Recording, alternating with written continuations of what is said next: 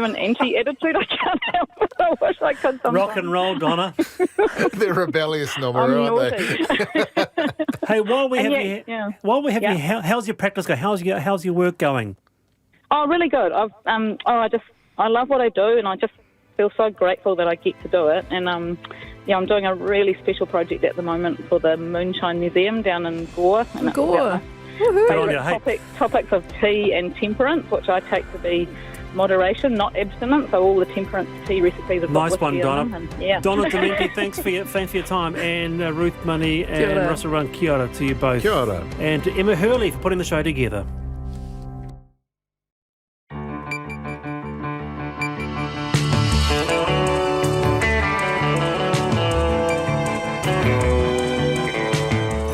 Te whakaronga mai koe ki te reo irarangi o Aotearoa. This is Checkpoint on RNZ National. I'm Lisa Owen.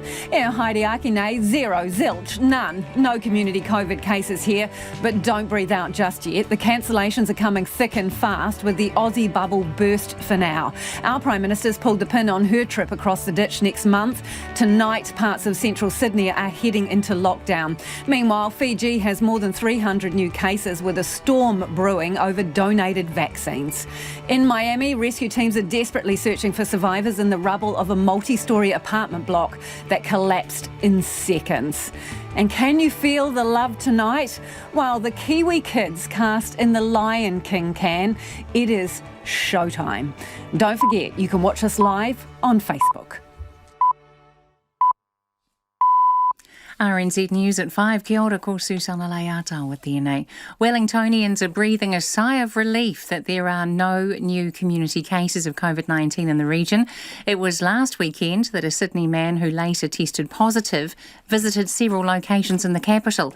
So anyone exposed to the virus is likely to be symptomatic by now. Eva Corlett reports. Of the more than 1,700 contacts of the Sydney man, more than 500 have returned a negative test result.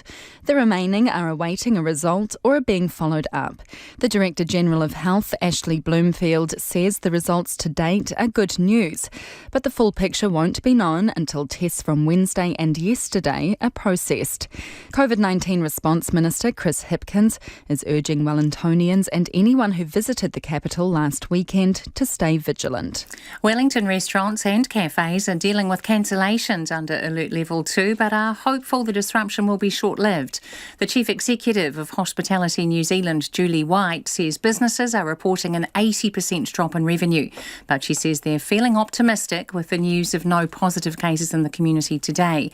Ms White says customers had been complacent about using the COVID Tracer app until the latest case was announced. What I'm hearing from our members, although the customer foot traffic is down, those customers who are coming in are really leaning in and really engaging with the contact tracer at the moment. And it's a timely reminder to everyone that they really should be signing in.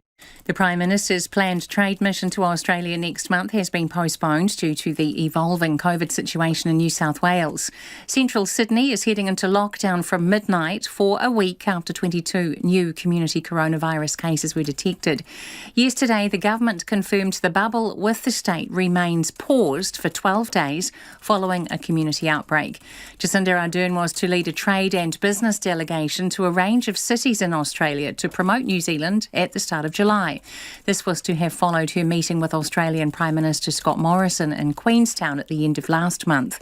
A spokesperson for Ms Ardern says the trip will be deferred until later in the year. Authorities say they'll be talking to Google about an animated image with footage of the Christchurch mosque attacks that appeared online today.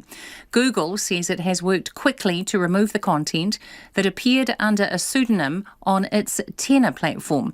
The police say they're looking into who is behind it. NetSafe's Martin Cocker says it's disappointing. I don't know how much information they capture before allowing people to upload content to their site. You've got to take some responsibility for controlling that process. So that would be our expectation, and that's something we can talk to them about. Google says no system is perfect, something went wrong, and it's reviewing its approach. A legal expert doubts the government's proposed changes to hate speech laws will lead to more prosecutions. The government is now seeking feedback on moving hate speech into the Crimes Act and introducing tougher penalties. A senior law lecturer at Victoria University, Eddie Clark, says this sends a message to society that the government takes hate speech seriously, but he doubts many people will be charged. Predicting how legal officials are going to act in future is a mug's game, but I seriously doubt we'll see dozens of prosecutions for this sort of behaviour, particularly if, as I suspect will happen after consultation, the breadth of the proposal is pared down a little bit. Eddie Clark says changing hate speech laws should be done in conjunction with better education to effect real change. Raw sewage is flowing down a central Wellington street. A spokesperson for Wellington Water says the mess on Woodward Street was probably caused by wet wipes or fat emptied down the drain. Passers-by report raw sewage flowing in a fan from a manhole down to Lambton Quay. The spokesperson says sucker trucks are at the site to clear the blockage and contractors are disinfecting the area. It's 4 minutes past 5. Halfback Sean Johnson is coming home to the Warriors 3 years after leaving following a falling out with then coach Stephen Kearney. Johnson moved on to the Cronulla Sharks but has been told he's not wanted by the NRL club beyond this season. Warriors Chief Executive Cameron George maintains the club didn't discuss Johnson's departure when signing his new 2-year deal. It's old days, we're just looking forward to the future, and Sean's always, got a soft spot for the club and all that sort of things. Very happy that, we're looking towards the future and he's a part of it. New Zealand Rugby has dumped a potential sponsorship deal with oil chemical giant Ineos. Chief Executive Mark Robinson says the scrutiny the organisation received over the deal was taken on board. We do a lot of due diligence on all our, potential partnership. The reality is there's no deal with Ineos at this time. We put a lot of work into this, as we have done with the likes of Silver Lake and a lot of our partners. So very mindful of some of that feedback, obviously, but pretty comfortable with the work that's been done to date by our teams. Meanwhile, the All Blacks midfield stocks have taken another hit ahead of next month's tests against Tonga and Fiji, with the Crusaders back. Braden Ennor is to miss all 3 games after suffering appendicitis. New Zealand golfer Lydia Ko battled to an opening round even past 72 to be tied for 28th, 5 shots off the lead in the opening round of the Women's PGA Championship in Georgia. That's the news. This Saturday morning, the Tepanese, Francis and Kaora, famous as the Casketeers, on tikanga in practice. The late John Clark's daughter Lauren on an online collection of her father's work. Professor Alan Merry on a career spent trying to make the health systems safer. Paul Kim Hiraho join me after 8 on Saturday morning here on RNZ National. Now the short forecast from Met Service to midnight tomorrow. Northland, Auckland, Coromandel Peninsula, Bay of Plenty, Gisborne, Hawke's Bay and Wairarapa. Cloudy at times, isolated showers clearing in Auckland today. Scattered rain for Bay of Plenty and Wairarapa late tomorrow. Waikato to Taranaki, including central high country, a few showers turning to rain tomorrow with heavy falls about Mount Taranaki. Whanganui to Wellington, isolated showers turning to rain tomorrow with heavy falls about the Tararua Range. Norwesterly gales in exposed places. For Nelson, Marlborough and Canterbury, heavy rain about the Canterbury headwaters. A few brief falls elsewhere. Norwesterly gales for inland Canterbury easing tonight. Bulla, Westland and Fiordland, periods of rain with some heavy falls, possible thunderstorms tomorrow afternoon and evening in southern Westland and Fiordland. Otago and Southland, periods of rain, heavy about the Otago headwaters easing tonight. And Chatham Islands mainly fine but rain later tomorrow. RNZ National at 7 minutes past 5.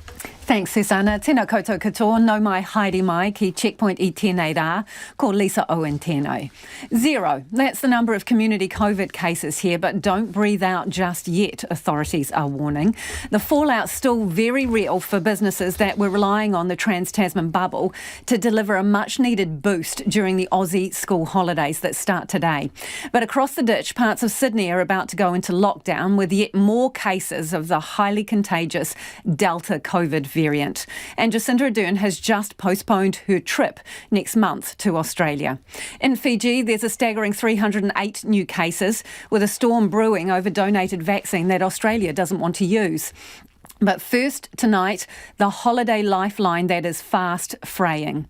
Some South Island ski fields have been flooded with cancellations as quarantine-free travel remains off the cards during most of New South Wales school holidays.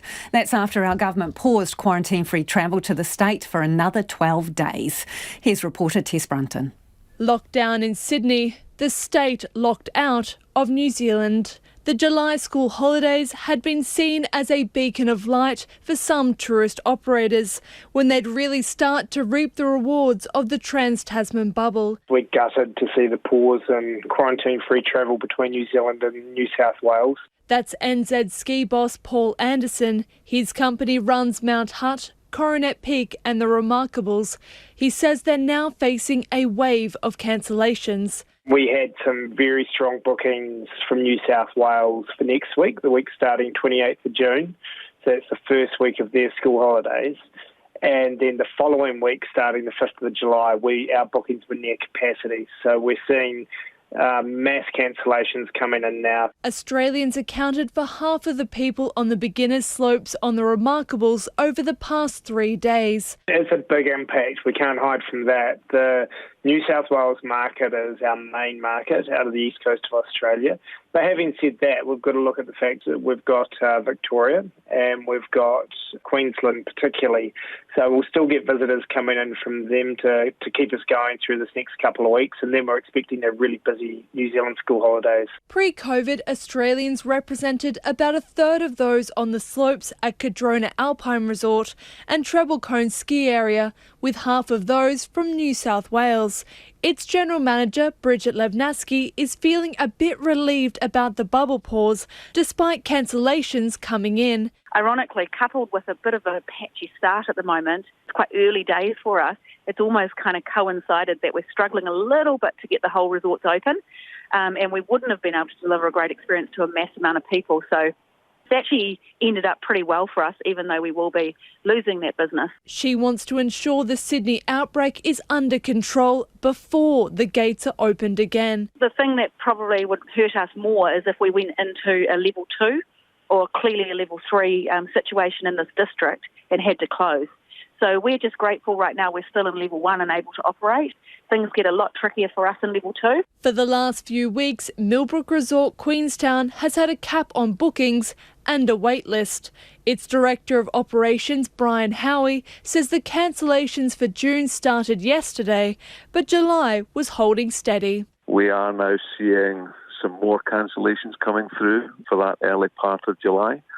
I think it's clearly Sydney is going to be a big market for us for that Australian school holiday period. And if the bubble is extended at the moment to the 6th of July, we will be expecting there'll be further cancellations coming through. So far, Brian Howie says it's not as bad as it could be, but that could change over the coming days. What we are seeing is that those bookings that are cancelling, some of them are shifting to dates further on. So it's not out-and-out cancellation, it's looking to try and rebook if they can. Yes, there are some cancellations because people won't necessarily have that flexibility. Queenstown Lakes businesses say they're hopeful it's only a temporary setback before travel can resume. Central Sydney is heading into a lockdown a day after officials declared one wasn't needed. 22 new cases have been announced in New South Wales today, the sharpest one-day rise during this latest outbreak. World Watch's Max Toll has more. I don't believe that we will go into lockdown. That was the New South Wales Deputy Premier yesterday, but 24 hours and 22 new cases later. Given how contagious the virus is, Health has made a number of additional recommendations which the New South Wales Government has accepted. State Premier Gladys Berejiklian today announcing that Sydney's CBD and 3 other areas are heading into a week-long lockdown from tonight. But would she call it a lockdown? Oh, you can use whatever words you like, but what is really important is for me to explain to our citizens who is directly impacted and what our citizens can and can't do. Regardless of what she's calling the restrictions, people will have to stay at home unless for exercise, to buy important goods, access vital services or for work and study that can't be done at home. Nevertheless, Ms Berejiklian is pretty confident her state has the outbreak under control. Whilst we're doing really well with the virus, our contact tracers are doing an unbelievable job. The people who we're interviewing are doing a great job. The advice from health is we don't want to see this situation linger for weeks. We would like to see this situation end sooner rather than later. And we are on top of all the cases at the moment. One specific worry for Chief Health Officer Kerry Chant is a hairdresser's near Bondi Junction, where the virus may have rapidly spread. I've got significant concerns for patrons and staff of the Joe Bailey Salon in Double Bay, because we have at least 3 staff members who were working whilst infectious, and with 2 confirmed cases amongst clients so far. And what we're concerned is the over 900 clients that attended or that potentially are at contacts may acquire the infection. Kerry Chant also says the length of the new lockdown could be flexible. Our contact tracers have been getting on top of the venues very quickly, but we're still just seeing some people that are infectious in the community for a period of time. And this will allow us as almost a circuit breaker to give us that time. As I said, we will assess every day. So the sooner we can get those testing rates, the sooner we can assure ourselves that everyone's locked down, and we start seeing all of those cases. Now, the case numbers are going to increase. So, more cases to come for Sydney, and many in the city will be asking themselves today, why didn't we lock down earlier? Back here, COVID-19 Response Minister Chris Hipkins was asked today what he would have done and gave a very diplomatic answer. New South Wales do have a very good contact tracing system, and they do lean heavily on their contact tracing system. So I think they're probably a bit slower to use some of those lockdown type restrictions than other Australian states are. Those are ultimately decisions for them, though. I'm not going to tell them what's best for them in their circumstances. Meanwhile, in Victoria, 2 new local cases, both the Delta variant of the coronavirus.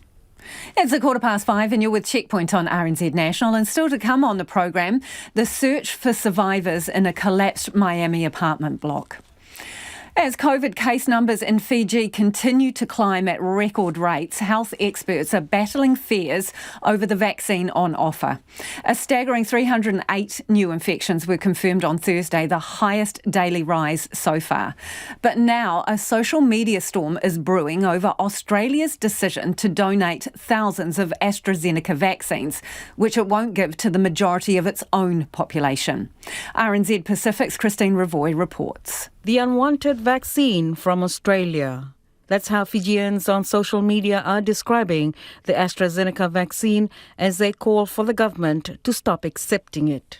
It's because Australia is only giving that particular vaccine to over 60s due to blood clotting fears, and plan to stop using it altogether by October. So far, Australia's sent 250,000 doses from a commitment of 1 million. New Zealand is set to send 500,000 of the same vaccine. Australian High Commissioner to Fiji, John Feeks, explaining there are good reasons why they're donating the AstraZeneca.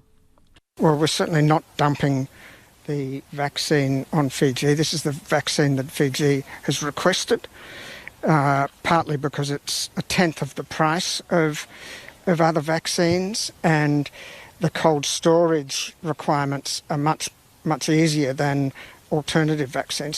He says there's nothing to fear. The AstraZeneca vaccine that we are providing to Fiji, that's in use in Australia, is very safe. It's very effective. I've had it, my wife's had it, my son's had it, my oldest daughter has had it, my staff have had it.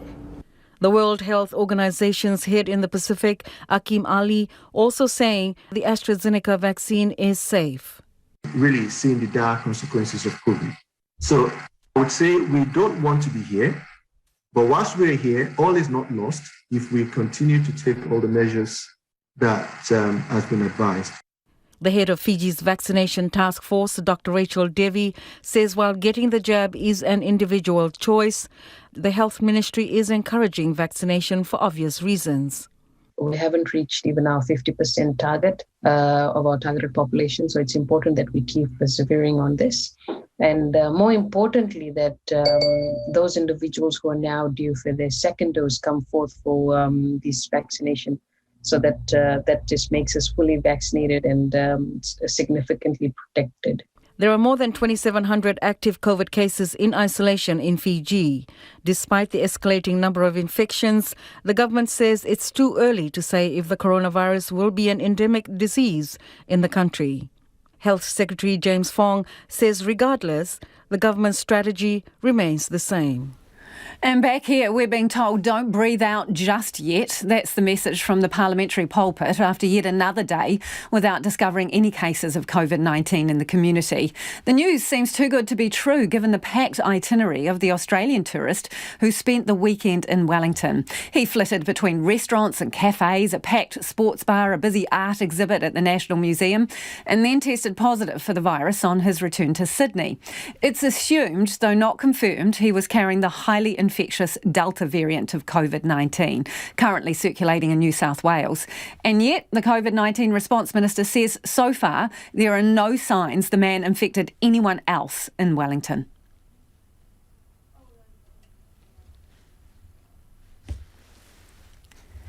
The minister says it's clearly encouraging news, but Mr Hipkins says the country is still in a period of increased risk. The same message too from the Director General of Health, Ashley Bloomfield. The cumulative negative results is encouraging. The wastewater testing being negative from Tuesday is also encouraging, but we will be looking for the test results from Wednesday and Thursday this week. We should have those through by Sunday. I think the fact that the very close contacts of this person with whom they spent the whole weekend have returned negative tests, and have just been informed that the follow-up tests of the two close contacts who are in Palmerston North have also returned negative, that is encouraging. But as we have seen from this virus, both here previously and not even with the Delta variant, if we think back to Papatoetoe High School, one student who wasn't a close contact in that whole school did return a positive test. So I would say we're not out of the woods and we need people to be tested. We need to maintain our current approach. And Cabinet Ministers will meet on Sunday. That's to decide what to do about Wellington's alert level 2. Let's head to Miami now, where a search and rescue team continue to trawl through the wreckage of an apartment block 24 hours after it collapsed. Part of the 12-storey oceanfront apartment tower in Surfside pancaked in the early hours of the morning local time. The cause of the collapse isn't yet known, but the 40-year-old 136-unit block was being repaired and a neighbouring building is under construction. CNN correspondent Isabel Rosales is in Surfside and joins us now. Isabel, what's happening at the site right now? Yeah, absolutely. It's going to be a long and grueling night for these first responders who are going to continue to work through the night here, almost 24 hours since this all happened. So right now there's about 30 firefighters doing rotations of about 15 minutes. Why? Because it's grueling work. They have 80 pounds of personal protective equipment and tools to work with. Right now they are near the garage, a flooded out garage at the bottom of the building. They're working with a structural engineer to cut through the concrete and actually search through the rubble. But this is an incredibly dangerous situation, not just because of all the debris and instability and how careful they need to tread on, but also because when you shift the building, you create the risk of fire starting, which is something we saw earlier here in the day. But if there's any relief here is that we're dealing with some of the best at what they do. Miami, these technical crews, they're often sent out nationally to search and rescue efforts, so they know what they're doing. They're using every tool in their toolbox, from dogs, drones, listening devices, cameras, and even silence, hoping to hear banging, knocking, any signs of life. Isabel, can you tell us of any of the rescue stories? We understand a young boy was pulled from the rubble.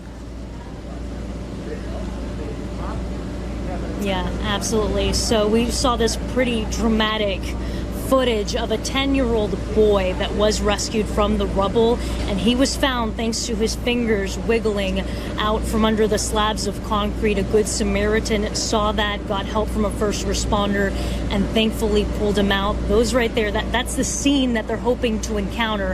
What also brings them hope, because hope is important, it's what's fueling them, is the way that the building fell in a sort of pancake stack. And they're hoping that in between these stacks of debris, there's air pockets, and if they get to the people there, they can save them.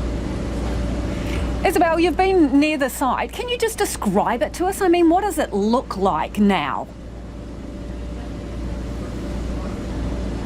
Yeah, sort of like a mudslide. Imagine 50% of the units there, half of them, just sliding right off. And it really looks at the bottom of the ground, it looks like stacks of pancakes. Just an incredible sight. This is not something that anyone would imagine happening here in the United States, a building just collapsing, although very reminiscent of 9/11. This is a sore spot, right, for Americans, and just incredibly heartbreaking for these families. So many of them were in the dead of sleep at night when this building collapsed around them. What can you tell us about who lives there generally? Yeah, absolutely. This is a very Jewish community, very affluent here, beachfront properties. But this is actually really an international crisis because it's not just Americans that are in that building. We also see the Venezuelan and Argentine consulates stepping in, saying that they have about a dozen of their members that are in that building. Also, Paraguay's First Lady, her sister and her family, her 3 children, also have a home inside of that building, so truly an international crisis. I know it's early days yet, Isabel, but what is the talk about? What could have potentially caused this? Yeah, that's a big question, right? After figuring out where these 99 unaccounted people are at and hopefully bringing them to safety, the next big question is, how in the world could this happen? How could that building collapse, right? So right now the city's working with structural engineers to figure out answers to that. We're getting some context here. We know that there was roof work being done at the top of one of the towers there. We also know that a nearby building had construction work done a little bit over a year ago. We did speak with a professor, an expert who did a study a year ago looking at the building from the 1990s, who indicated that it was sinking. That professor determined that that alone could not really likely be the reason for why this building fell. Meanwhile, the condo association attorneys are saying that the building went through routine inspections. So it's now really a wait and see game. This will likely take some time, days, weeks, months, or even longer to figure out what precisely happened here, what went wrong. Thank you for your time this evening. That is CNN correspondent Isabel Rosales there, who was in Surfside, where that apartment block, 12 stories high, has collapsed. And as she mentioned, they are searching through the night with specialist crews for any survivors. It is 25 minutes past 5. Kia mau tonu mai. You're listening to Checkpoint on RNZ National. While the Prime Minister greeted some in Papatoetoe with smiles and soft toys this morning, the outlook for many recovering from last weekend's tornado remains grim. Nearly 100 South Aucklanders remain in emergency housing, and there are some grumbles insurers are taking too long to respond. Our reporter Nick Trubridge and cameraman Nick Monroe returned to Papatoetoe this morning to see how people are getting on. Well, it's been nearly a week since that devastating tornado ripped through this suburb, and for those of you listening, not watching, we're looking at a giant chimney on top of a car. It still hasn't been moved. It was like this on Saturday, it was like this on Monday. The owners say insurance has told them that a builder needs to remove it before the car can be touched. We're walking now around the side of the house. This house is red stickered. That means the owners can't live in it at the moment. They're effectively homeless, living with a sister and some other relatives. Look at the garage. The garage is completely wrecked. There's a wall blown out. Again, still waiting for repairs to that. We're walking now round the back of the house. This is where the family plants its vegetables. There's rows of vegetables completely destroyed, and certainly they're not going to be eating from that anytime soon. There's a buggy that has been picked up and thrown into the backyard. There are orange trees by the look of them that have been completely destroyed. Look at the back of the house. We've got a destroyed sort of balcony, porch area, and then water pipes. Water pipes completely cracked, completely unusable. As I said, this family effectively homeless for the time being. The streets in this Papatoetoe neighbourhood are on the mend. Broken branches, twisted steel and scattered roof tiles have mostly been cleared. But many homes remain uninhabitable, with owners locked in negotiations with insurers. Prime Minister Jacinda Ardern was here today to take in the devastation and to deliver soft toys, courtesy of her daughter Neve. The PM says more money, in addition to the $100,000 the government's already pledged, can be made available, but stopped short of figures and firm commitments. It's a highly discretionary fund that the Mayor and Council are able to tap into, and I've just shared with the Mayor if there's any additional need or it needs to be topped up, then I'd ask that we just be told really early so that we can get onto that quickly, because we are ready and willing to support. The figures show just how many people need help here. So far, there have been 205 applications from people with extraordinary needs to a disaster relief fund. 93 people remain in emergency accommodation, their homes too wrecked to be lived in. And Auckland Mayor Phil Goff says 9 applications have been made to the $200,000 Mayoral Relief Fund. Basically, the two things that mark that fund is, one, it's to deal with hardship, where you can't get support, you're not insured, you can't get support through other channels, and the other is flexibility. So we'll be quite flexible to try to ensure that there is no family hit by this natural disaster that will be left in a situation of hardship.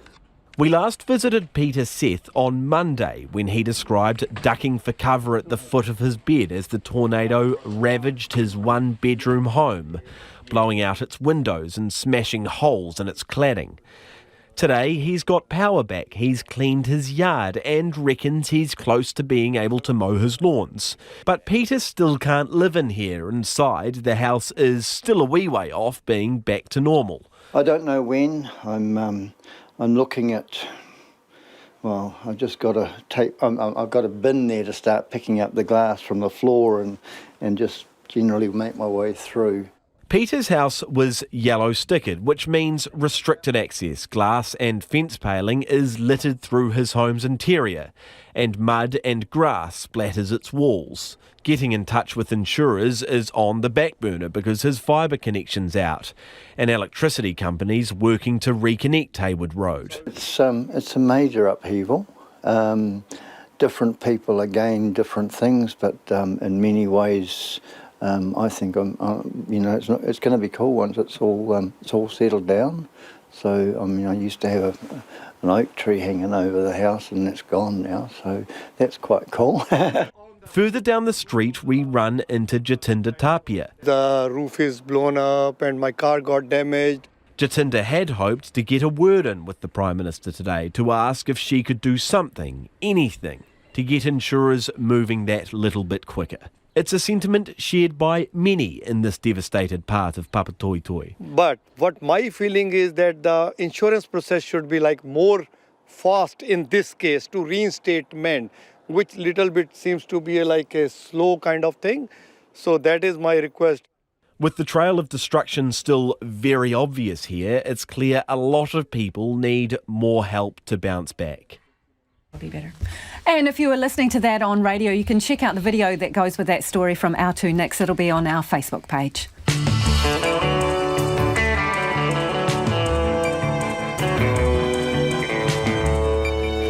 Kia ora e te iwi, e haere ake nei I a checkpoint. Wellington's COVID scare isn't over yet, with 2 vital days of test results to come. Rust never sleeps. Myrtle rust, that is. A Wellington eco sanctuary confirms it's got its first case.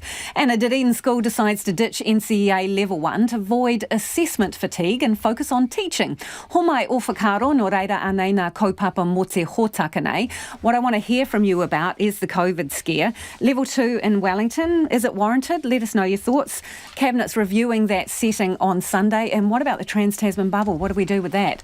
Text us on 2101, tweet us at Checkpoint RNZ, or flick us an email, checkpoint@rnz.co.nz. It is time now for the headlines with Susanna.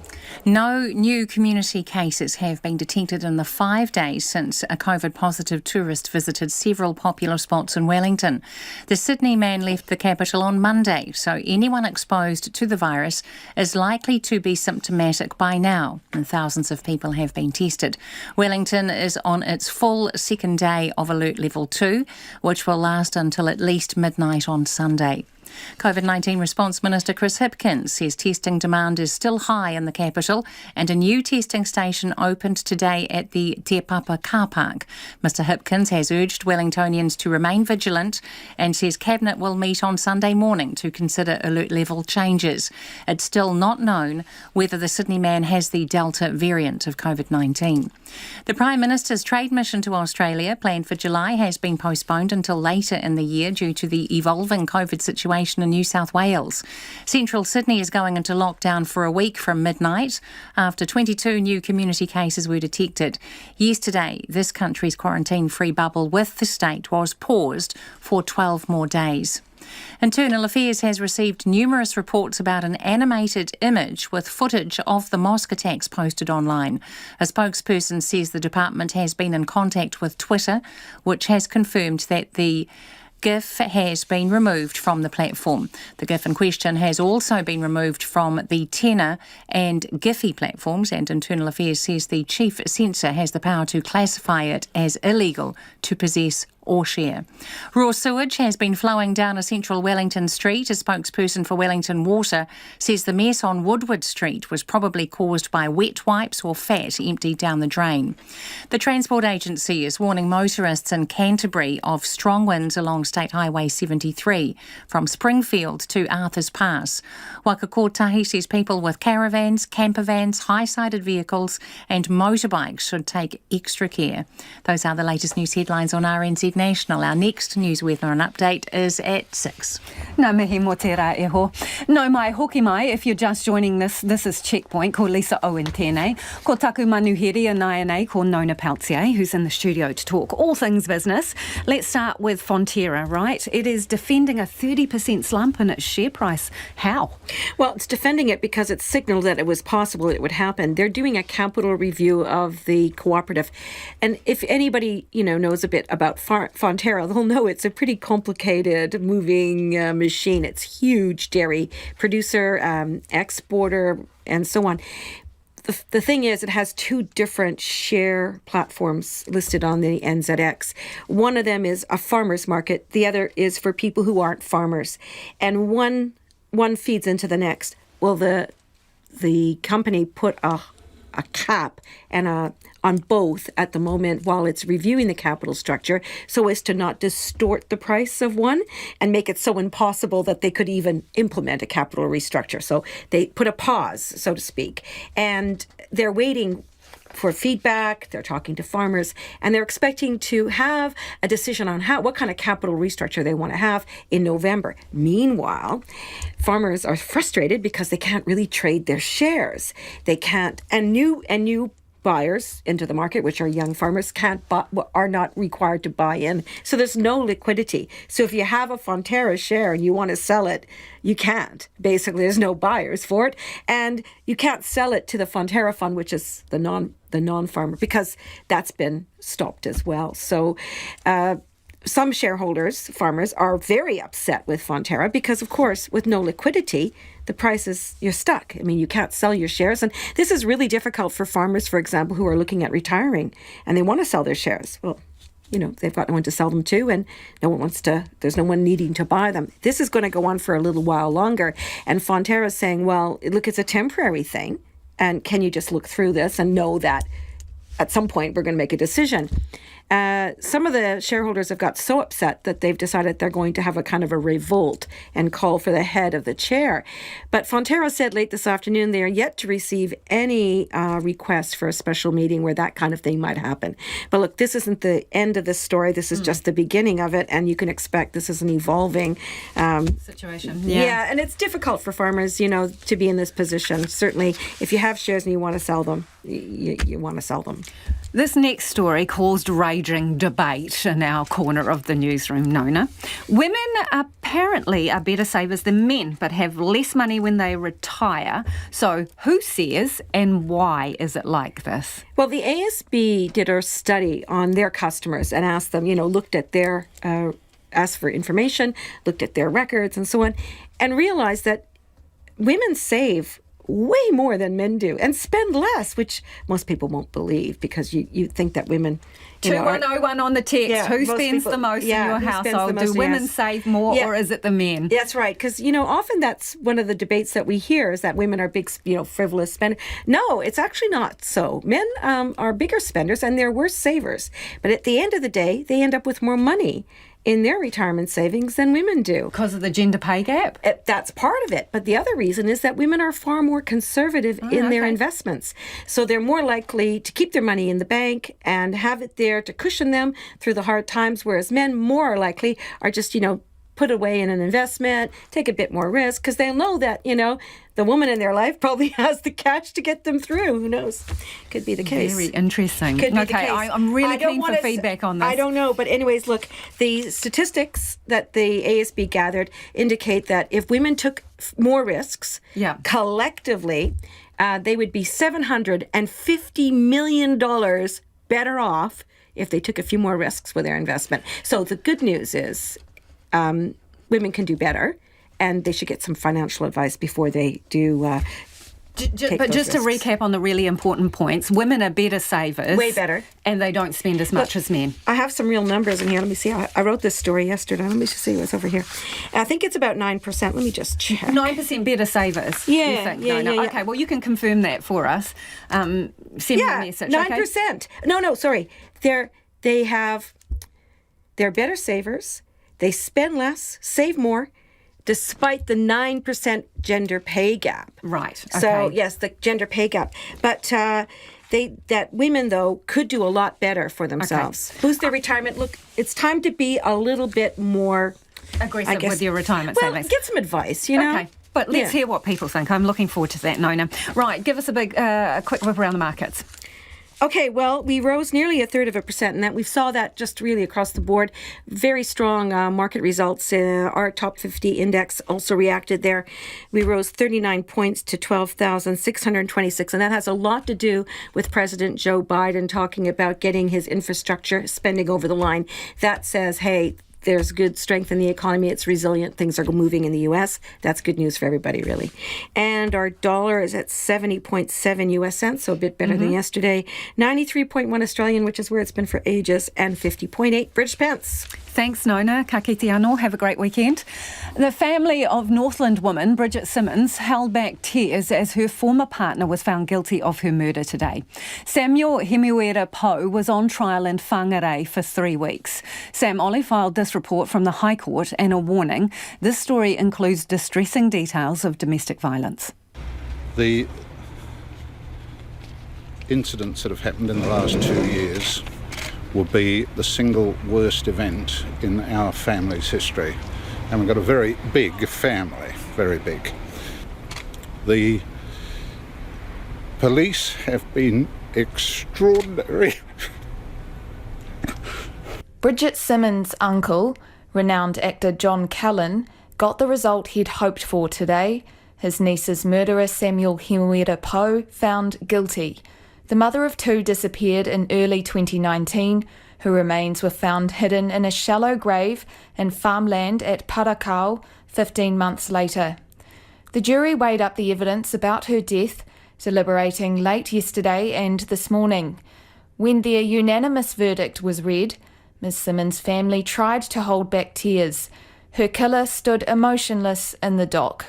John Callan said the details of his niece's death were incredibly uncomfortable, and despite the verdict, he said there were no winners. Often in cases like this, there's talk of closure. Closure is a fallacy. This hasn't closed. It will never end. The grief continues, and what you do is learn to live with it. Throughout the trial, Crown Prosecutor Mike Smith argued that Poe deliberately beat Miss Simmons to death, punching her and hitting her with a tree branch for up to 90 minutes. A beating, it would seem, that was designed to disable her. Fractures to her lower legs and feet would ensure that there was no way she was running away. The jury heard evidence from dozens of witnesses, including police investigators, family members and scientists. One witness, David Eddiehere, said he had a drinking session with Mr. Poe around the time Ms. Simmons went missing. He said Mr. Poe confessed he, quote, wasted her and knocked her off because she reported domestic violence to police. Talked about Bridget's body. Did he talk at all as to why he'd done it? Because she's taken him to court for assault. After the guilty verdict today, Detective Senior Sergeant Aaron Crawford said there was finally justice for Bridget and her family. It's been hard for a lot of the staff that have worked on it, just in terms of the circumstances of Bridget's relationship and that violent relationship that she was in. The man-hours that have gone into this investigation have been massive.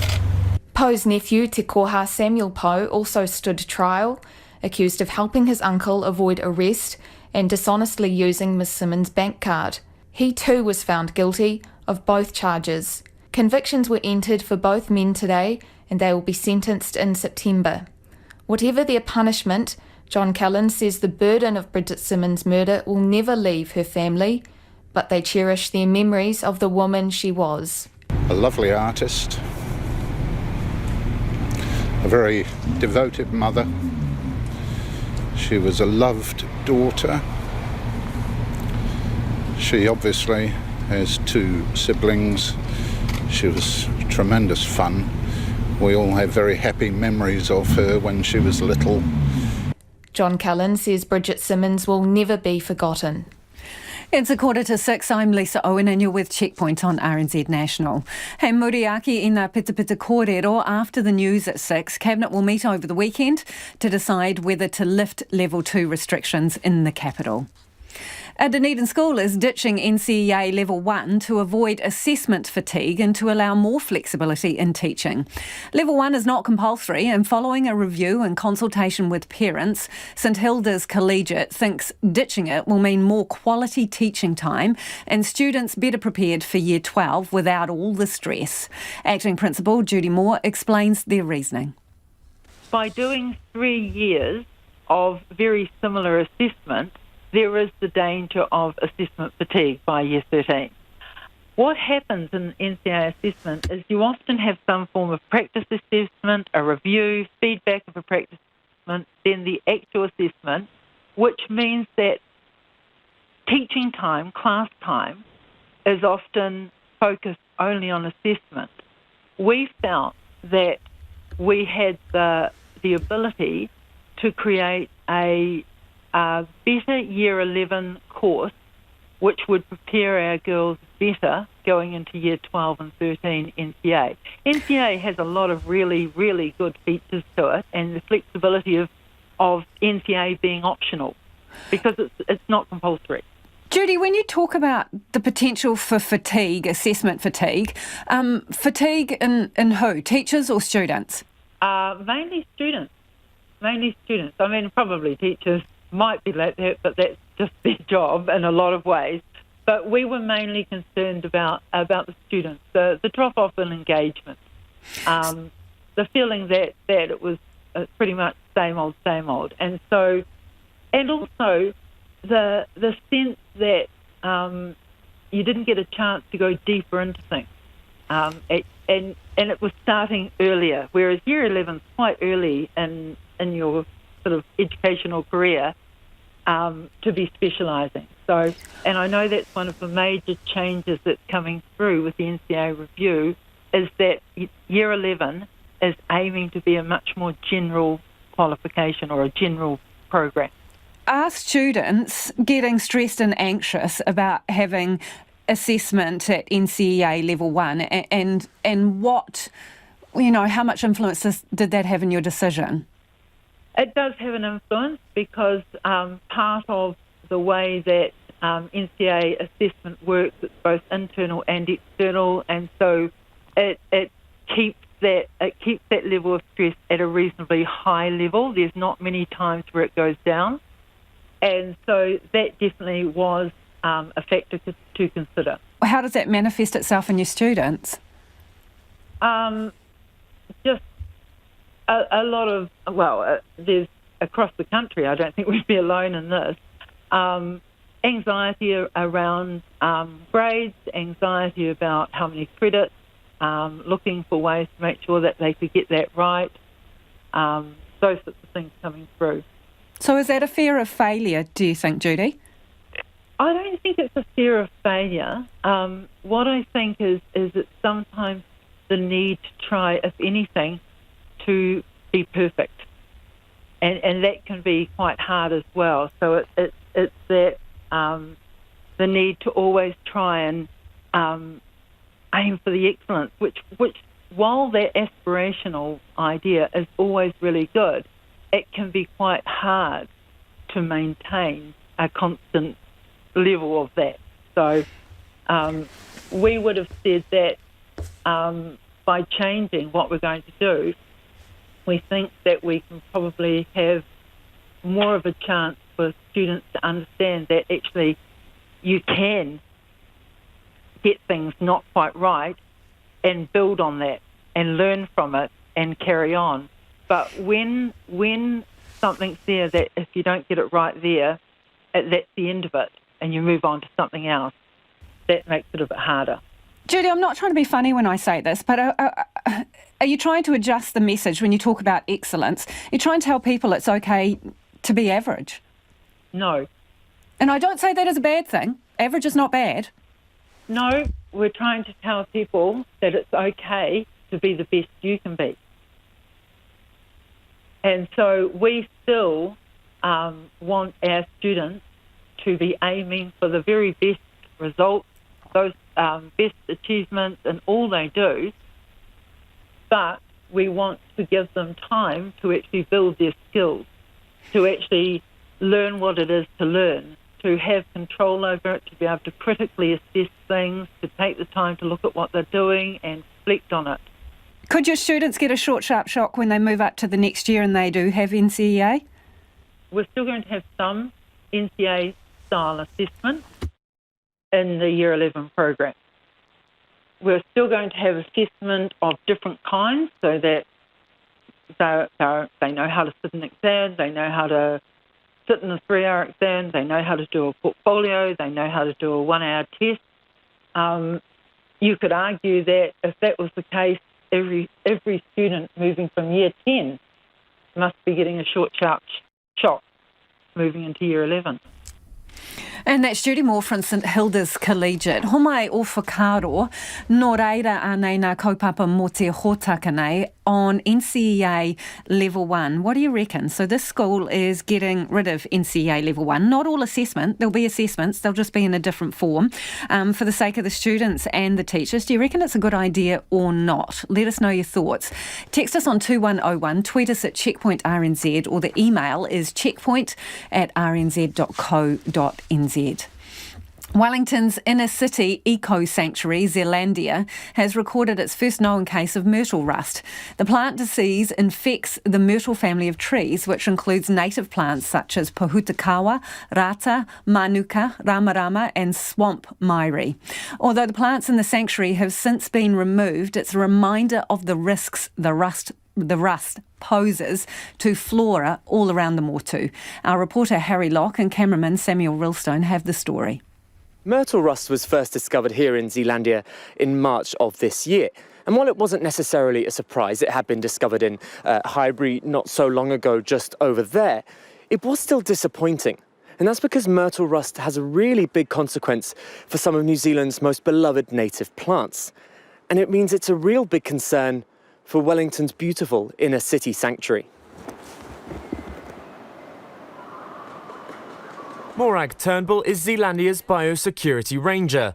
She spotted the infected plants first. So I think the two trees that I first found with myrtle rust were located along this strip. I think they were quite close to each other just along here. The two ramarama plants both bordered the sanctuary's main track, a 10-minute walk away from the visitor centre. The decision was made to remove both plants, as there was a chance someone might brush up against it, which would disperse the pathogen and risk spreading it onto other plants. I guess it's a concern, but I mean, we're just going to keep monitoring and see. It's inevitable that there's going to be more, so we'll just have to monitor those trees. Myrtle rust is relatively widespread across the Wellington region. Even in a sanctuary as secure as Zealandia, there isn't much to stop a disease which is spread by the wind. It's reached Otari Wilton's bush, 100 hectares of native old-growth forest, home to Wellington's Christmas tree, the northern rata, and other trees hundreds of years old. Manager Tim Park says they have found it occasionally beneath the canopy. It's really sad, and but it's also really frustrating because we don't yet know how to basically protect ourselves and our systems from it. Every month, it seems, we have more information telling us that it's going to be worse and worse. Otari Wilton also has a native botanical garden, which has in its collection the rata moiho, of which there are just 14 left in Aotearoa. The clock is really ticking because they're already in a pretty dire strait where they live naturally. That another threat like myrtle rust is actually adding to their currently threatened state already. There is a real fear that the disease could eventually make some species, such as the rata moiho, extinct. With myrtle rust already making an impact on the productivity of some species, Science and Conservation Advisor Karen van der Walt says time is once again ticking.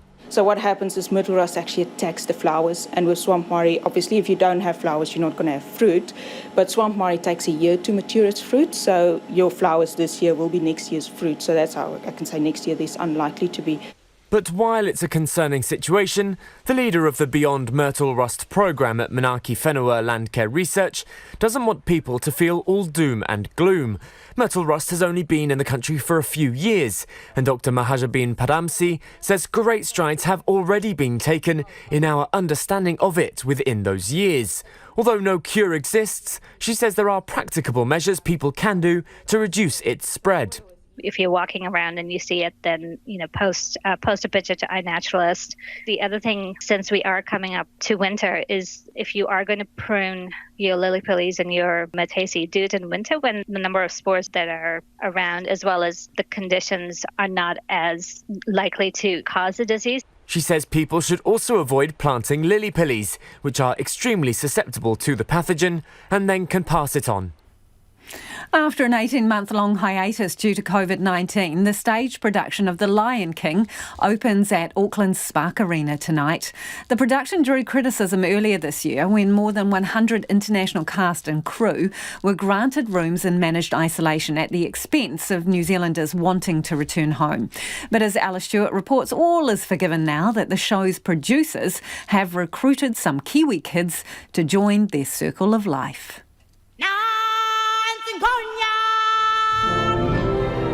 Since its premiere in 1997, the beloved story of The Lion King has graced 100 cities in 20 countries. And at Spark Arena this weekend, Kiwis will have the chance to experience the magic that is The Lion King. Worldwide Associate Director Anthony Lin has been working on the production for close to 23 years. He says he never gets sick of it. It's incredibly satisfying to do.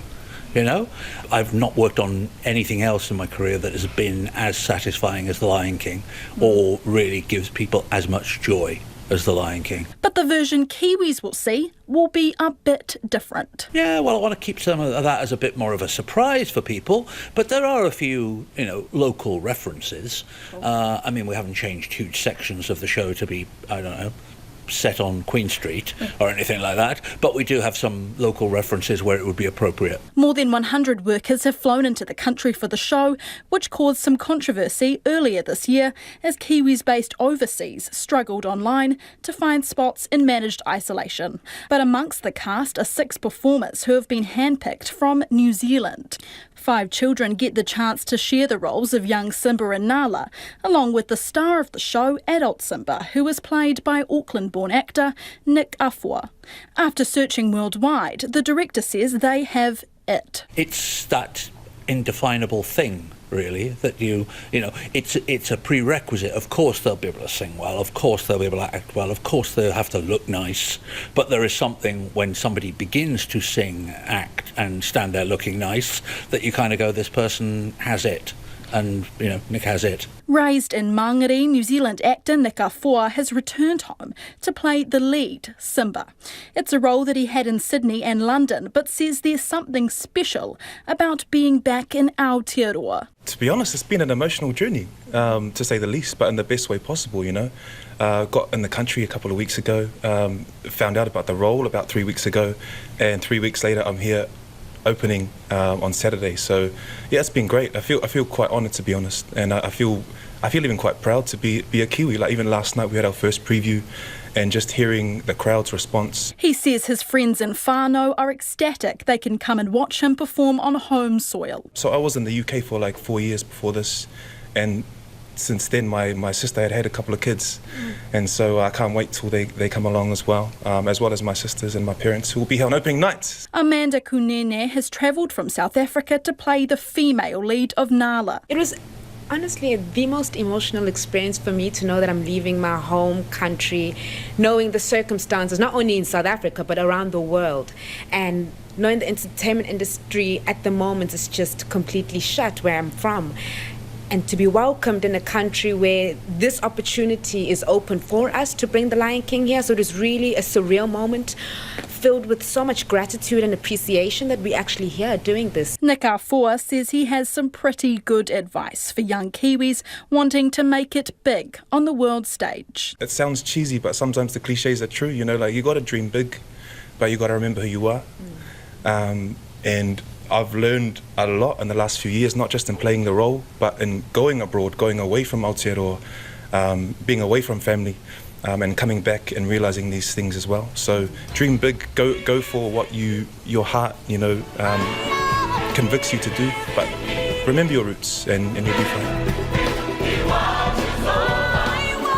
The Lion King will run at Auckland Spark Arena until July 18th, when the Kiwi Simba and Nalas will join the production Circle of Life overseas.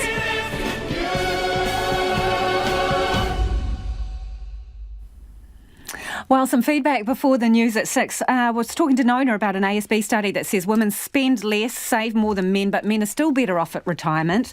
This person says, I save much more than my wife, 4 times on average. Another listener says men are less risk averse. More risk equals more reward. Another listener says, what happens when there's 2 women in the household who are both terrible spenders? Help needed, 3 exclamation marks. RNZ News at 6, ngā mihi nui ko Susana Leata tēnei. The Health Ministry is assuring people its system for booking vaccines online cannot be hacked. It's announced this afternoon that the Book My Vaccine site will open for people aged over 60 from July the 28th. Younger people will get access in staggered intervals after that. Shane Hunter from the Ministry of Health says the system has been rigorously tested and is secure. We've done considerable work on security and privacy, and yes, I'd be confident that we've done what we can to protect it, yes. I can tell you we've had independent assurance of it, we've had independent penetration testing, we've had, we're not going to assure it ourselves, so we've actually had third parties do that for us. Shane Hunter says hundreds of thousands of people can use the vaccine booking site simultaneously without it crashing. Central Sydney is heading into lockdown after 22 new community coronavirus cases were detected. Tough stay-at-home restrictions will be enforced for a week, including in 3 other areas near the CBD. The ABC's Alison Chow has more. People who live or have worked in the 4 Sydney local government areas of Woollahra, Waverley, Randwick and the City of Sydney in the past 2 weeks will be under strict stay-at-home orders from midnight tonight. They will only be allowed to leave home for 4 essential reasons, including shopping, medical care, exercise or essential work. The Premier says the measures are to prevent the outbreak from lingering for weeks. Authorities announced 22 new COVID-19 cases today, with 65 total cases linked to the Bondi cluster. Prime Minister Jacinda Ardern this afternoon deferred a trade mission to Australia next month until later in the year. The family of Northland woman Bridget Simmons finally have justice tonight after her former partner was found guilty of her murder. Samuel Himuera-Po was on trial for 3 weeks in the High Court at Whangarei. A jury unanimously found him guilty this afternoon. Ms Simmons' uncle, John Callan, says it was the right verdict, but he says there are no winners. Often in cases like this, there's talk of closure. Closure is a fallacy. This hasn't closed. It will never end. Bridget Simmons disappeared in early 2019 and her remains were found hidden in a shallow grave 15 months later. Almost 100 people are still unaccounted for after an apartment building in the US city of Miami collapsed. Coastal storms are further complicating the search team's efforts. The BBC's Will Grant is at the scene. The emergency services are continuing to work through the night in the small seaside town where the building collapse took place. It is believed they are responding to some knocking and sounds still heard in the debris of the 12-storey apartment block. The Congresswoman for the area, Debbie Wasserman-Schultz, described the incident as a tragedy without precedent, and everyone from the local mayor to President Biden has promised the full weight of their office in supporting the victims' families and establishing the cause of the disaster. Residents caught up on the tornado that tore through the Auckland suburb of Papatoetoe are anxious to get their homes pieced back together as soon as possible. Nearly 100 people remain in emergency housing after the tornado left their homes uninhabitable on the weekend. Today, the Prime Minister visited the affected streets to see the devastation for herself. Chetinda Tepia says he just wants to get the damage at his place sorted. Insurance people are also busy, like all those assessors, they're coming around here, so they are assessing all those damages because everybody wants to get a normal life back to the normal, but now it's Mother Nature and you can't say all the time-consuming things. Auckland Mayor Phil Goff says longer-term temporary accommodation will be looked at from next week. The jury in the Arthur Allen Thomas trial has been unable to reach a verdict today. The 83-year-old, pardoned over the still unsolved murders of Jeanette and Harvey Crew in 1970, faced 1 charge of rape and 4 charges of indecent assault relating to 2 complainants. He has strongly denied the historical accusations. Jurors will resume their deliberations at Manukau District Court on Monday morning. Saka trucks are working to clear a blockage in a wastewater pipe in central Wellington, which has caused an overflow of raw sewage onto the Golden Mile. A spokesperson for Wellington City Council, Richard McLean, has told RNZ's The Panel the discharge on Woodward Street was likely caused by a blocked pipe. It's a crap way to end the week in the CBD in Wellington, but it's a relatively small flow, and it was caused by some sort of blockage in a pipe, and our crews are there. Richard McLean says the blockage was probably caused by wet wipes or a so-called fatberg.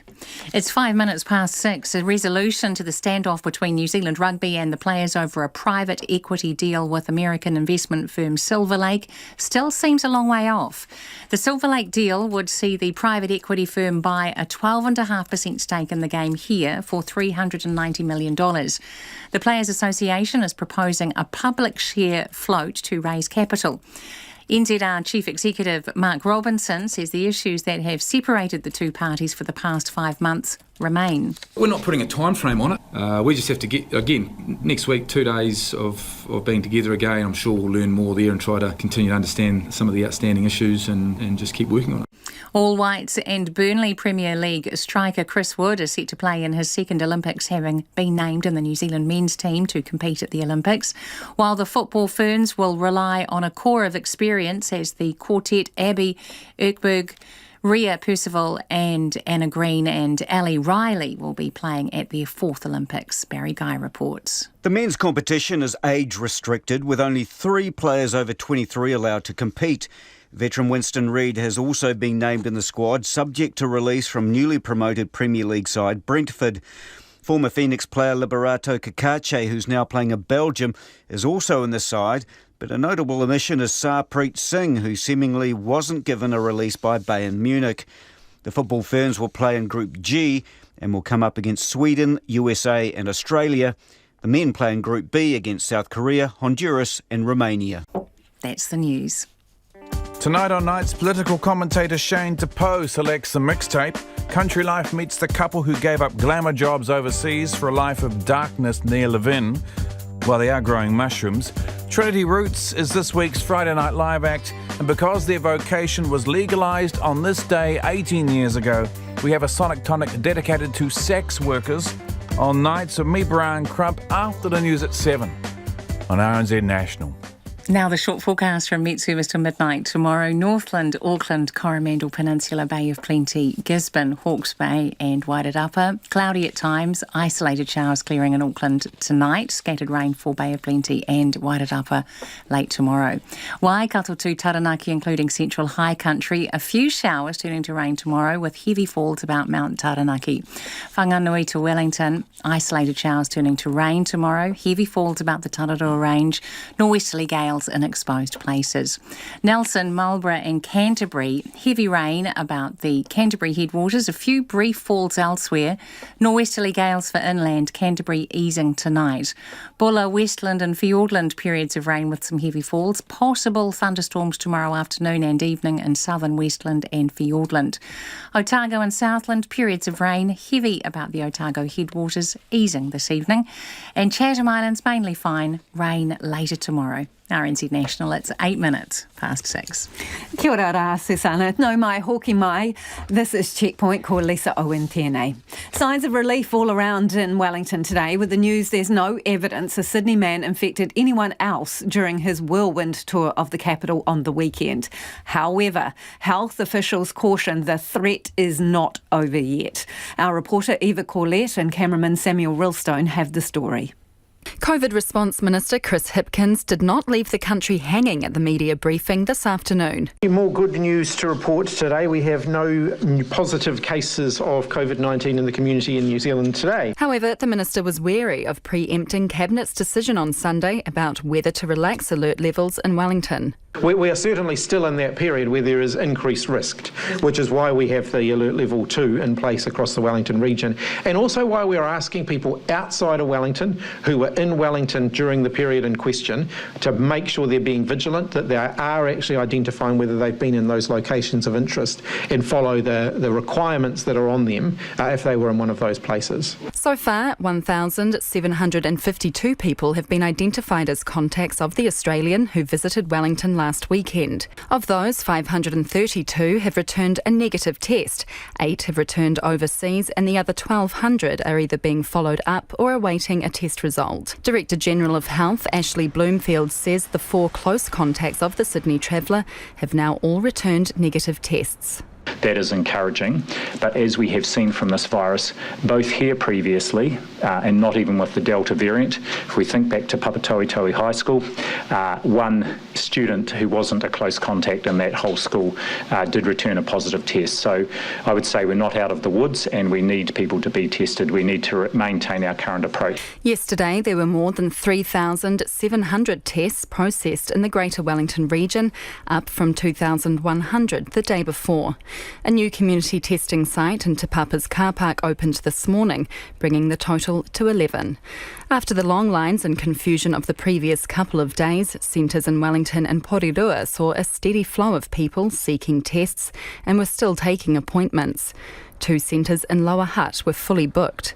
New Zealanders have stepped up their use of the COVID Tracer app in the wake of the scare, with nearly 900,000 scans in the last 24 hours to midday yesterday. But only about 430 people who visited the same places as the Sydney man used the COVID Tracer app to scan in. Dr Bloomfield was asked how many people have turned on Bluetooth tracing, which means they can be sent a push notification if they've been near someone who tests positive for COVID. Actually, I don't have the numbers, and we'll provide those. But there was certainly it's certainly another tool in the toolkit to send out that notification to people who had Bluetooth turned on and were within proximity for that for a period of time. On the streets of Wellington today, many people thought mandatory QR code scanning would be a good idea. 100%, especially at like hospo places and everything, and places that take in a lot of people, sort of thing. Yeah, like you should have to sign in or something.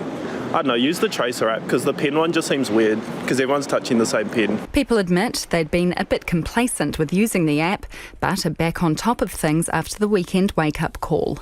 You sort of lose it for a bit, but then you get back to it and try and keep it happening. Not gonna lie, I kind of forgot about it, but like everyone's pretty good with reminding you about it, so I'm a bit more onto it now. Others thought the technology could be improved. I think if you made it easier, I mean, technology, you just pick it up, wherever people are walking, they're automatically signing in rather than, although Bluetooth does pick up to some extent, yeah. Do you reckon people might have gotten a bit complacent because they've got the Bluetooth on and not sure whether they have to sign in? Yeah. So I think actually it should just just automatically. Hospitality New Zealand Chief Executive Julie White says customers had been complacent about using the COVID Tracer app until the case was announced. What I'm hearing from our members, although the customer foot traffic is down, those customers who are coming in are really leaning in and really engaging with the contact tracer at the moment. And it's a timely reminder to everyone that they really should be signing in. Julie White says Wellington restaurants and cafes are reporting an 80% drop-off in revenue. But she says they are feeling optimistic with the news of no positive cases in the community and are looking forward to level 2 lifting on Sunday as planned. A lot of feedback on the issue of Wellington's level setting and what to do about the bubble. This listener says absolutely necessary for Wellington to be in level 2 and lots of testing. Quite a large disruption for our business and team, but we think totally worthwhile. At least they can do rapid wastewater testing on Woodward Street for those in the CBD. And this person, Mitch, has a bit of a sense of humour. Broke pipes in Wellington, more like level poo, he says. On the bubble, there should be no travel bubble until everyone on both sides of the Tasman are vaccinated, says Liz. Someone else says, of course, level 2 is warranted due to Delta variant. Close the border with Oz. And Beth agrees, please close the Trans-Tasman bubble until no new Delta cases in Australia. Well, speaking of vaccines, the Health Ministry is confident the new online COVID vaccination booking system can't be infiltrated by hackers. The Book My Vaccine system will open for those 60 years and older from the end of July. Hamish Cardwell reports. It's the golden ticket to a COVID shot. The Book My Vaccine platform will open for Group 4 at the end of next month. Those over 60 will be first cab off the rank to make their bookings, with other age groups in staggered brackets after that.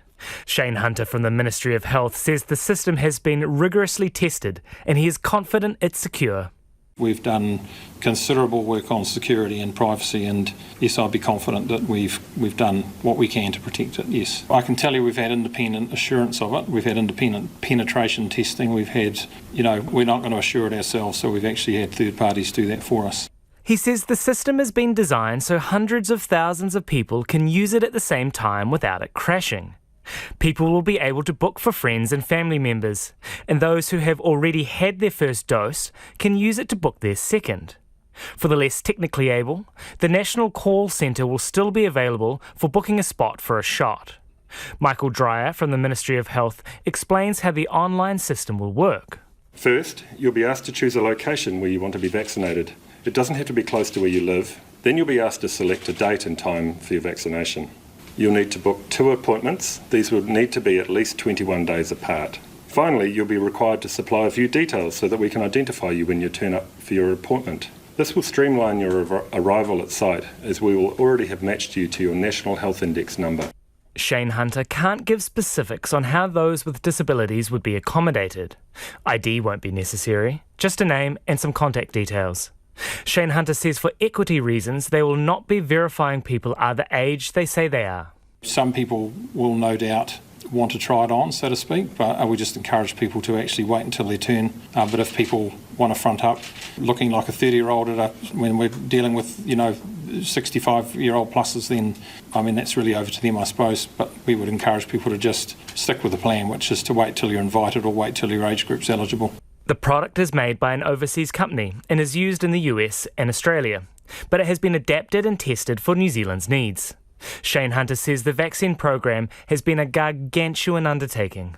It's been extraordinary. It has been massive beyond belief in terms of what we've actually had to do, from securing a vaccine in a world where everybody was trying to secure a vaccine, to actually standing up a program to deliver at a level of scale that we've never had to do before. At the moment, about 100,000 doses are being done every week, but this will ramp up to as much as 70,000 a day using the new system. And expect to see a large-scale advertising campaign on a billboard near you. Meanwhile, the government's COVID vaccine rollout plan is facing criticism from taxi drivers who say they should be a priority to get their jab. Just over 1 million people have had their first dose of the Pfizer vaccine and around 380,000 are fully vaccinated. The rollout's now reaching those in Group 3, which doesn't include taxi drivers. But as they're in constant contact with customers, many of them tourists from Australia, they told our reporter Louise Tenuth they need to be higher on the list. Yes, absolutely. Yes. Yeah, and why is that? Because we carry people, because I'm at a risk. I'm in front line. Yeah. Do you often feel at risk in your job when people don't scan into your car or aren't wearing masks? Yes, sometimes, yes. Yeah. There is no instruction from the company or from anyone being told. But we definitely think we are the frontline people. We should receive it, and we think they should have to contact the Uber and taxi people. It's all up to the driver. Like if they want to do it independently, it's up to them. But it's nothing been done by the company yet. I mean, would you like to be high on that list? Well, I think because we work closer to the visitors coming to the New Zealand, and we are the first one to meet the tourists coming from Australia or from Wellington and anywhere else from the world. So I think we're supposed to be prioritized.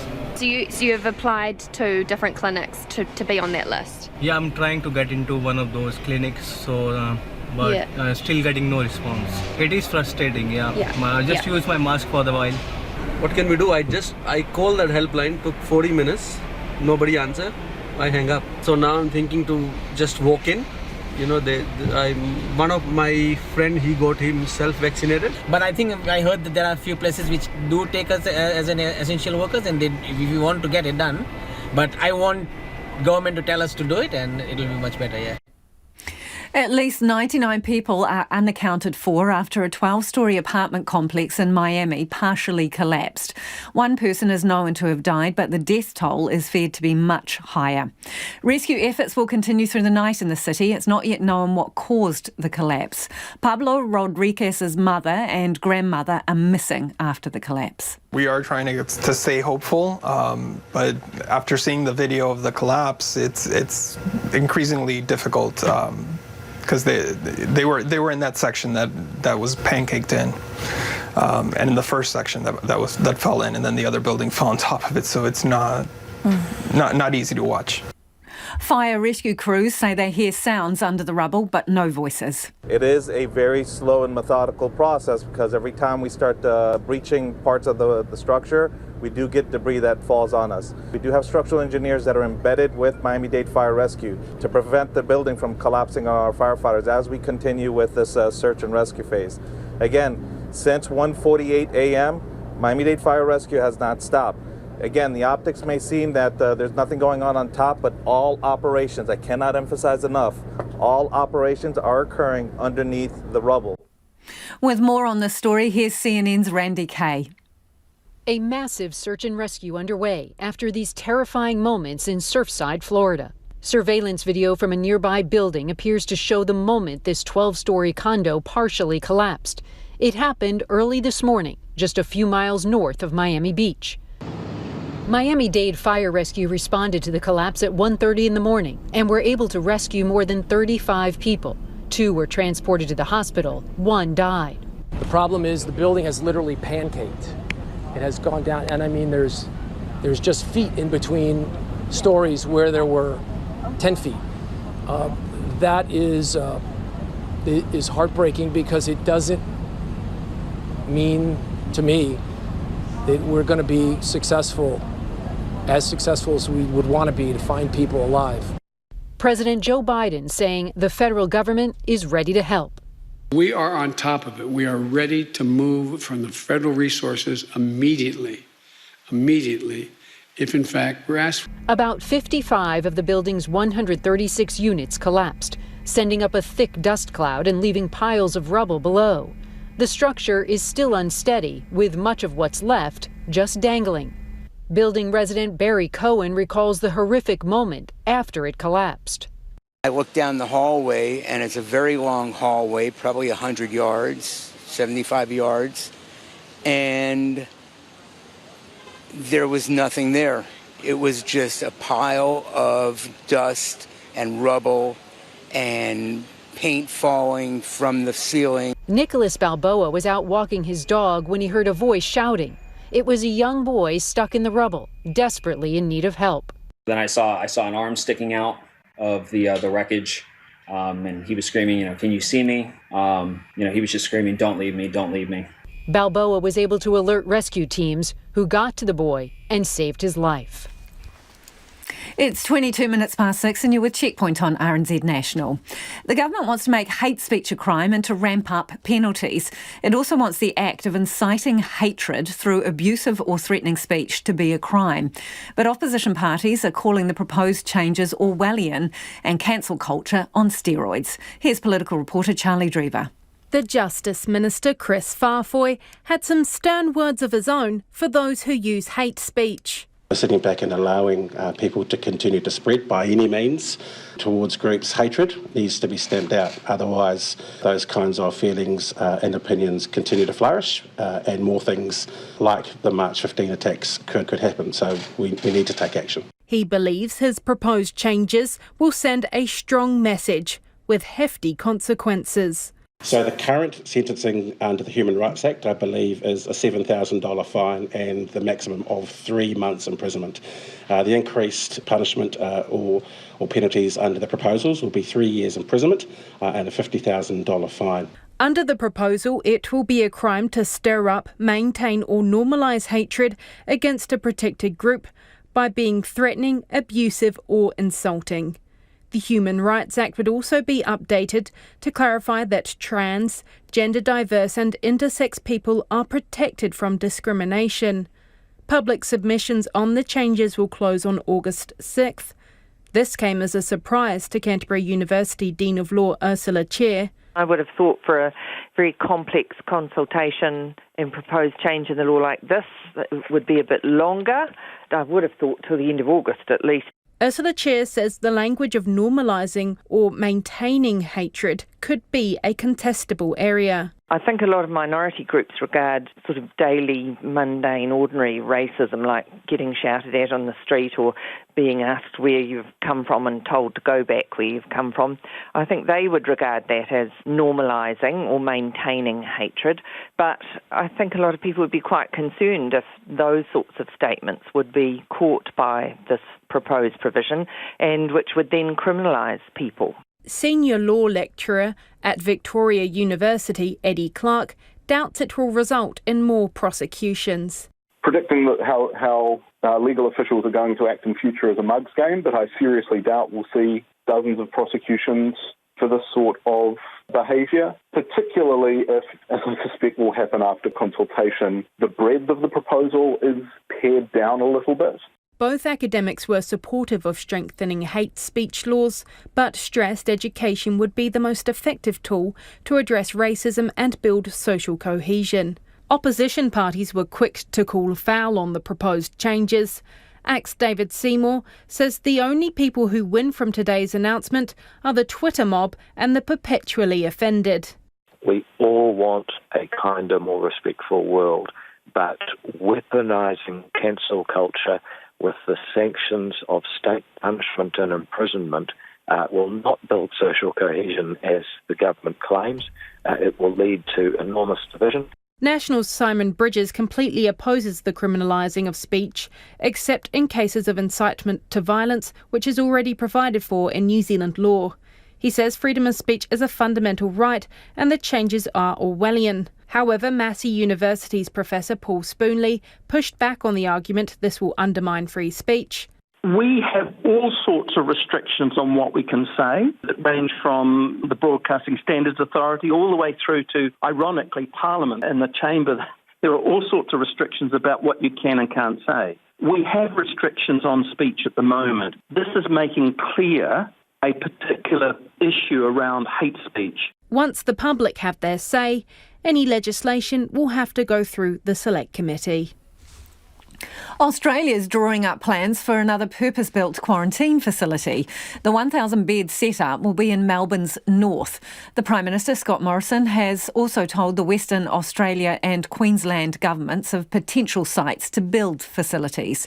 It's hoped they will take the pressure off the hotel system that keeps leaking cases of COVID-19 into the community. The ABC's Alexia Atwood reports. From lockdown in the lodge, the Prime Minister, Scott Morrison, has been writing letters. He's been advising WA and Queensland of good spots to build quarantine facilities.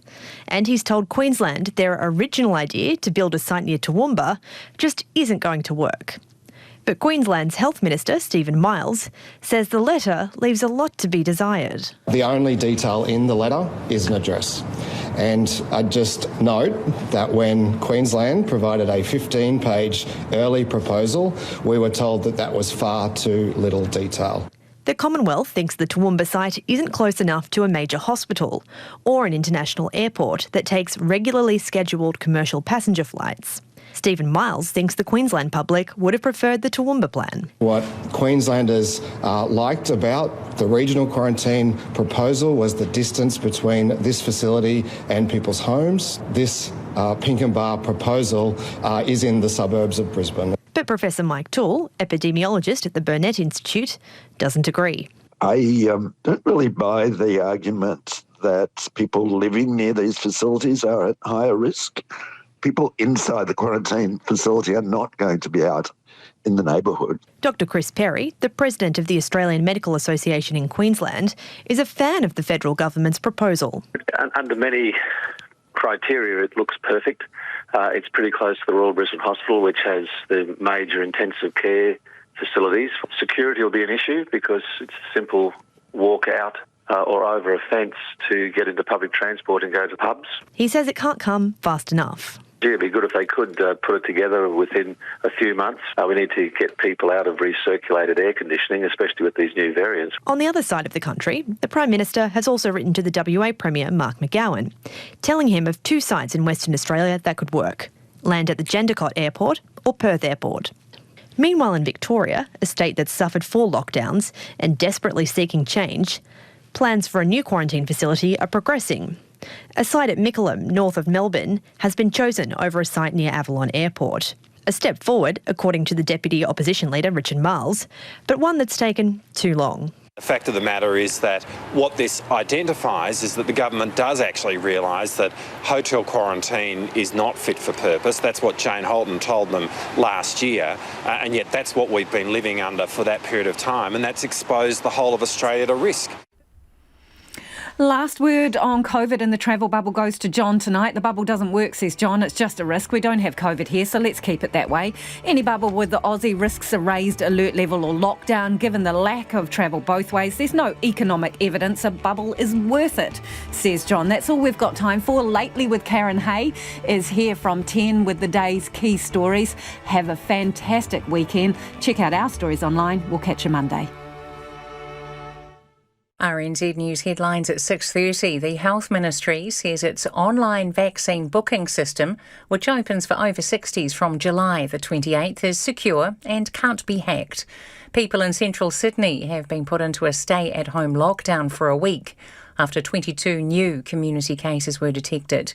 The family of Northland woman Bridget Simmons says they finally have justice after her former partner Samuel Hemuera Poe was found guilty of her murder.